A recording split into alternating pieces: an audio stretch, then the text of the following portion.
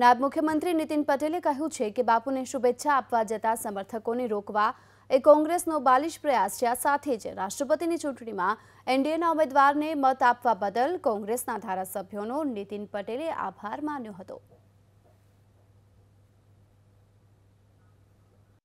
એટલે કોંગ્રેસે શંકરસિંહજીના જન્મદિવસને પણ રોકવા માટે, ઉત્સાહને રોકવા માટે, શુભેચ્છકોને રોકવા માટે જે બાલિશ પ્રયત્ન કર્યો છે એ પણ યોગ્ય નથી। કોંગ્રેસે આવી જ જે સતત માનસિકતા રાખી છે કે શંકરસિંહજીની અવગણના કરવી, એમની વાતોને મહત્ત્વ ન આપવું, એનું પરિણામ આજે કોંગ્રેસ ભોગવશે એવું મને મીડિયાના સમાચારો પ્રમાણે લાગી રહ્યું। એમના ધારાસભ્યોએ અમારા ઉમેદવાર રામનાથ કોવિંદજીને જે મત આપ્યા છે એ અમારા માટે તો આનંદની વાત છે।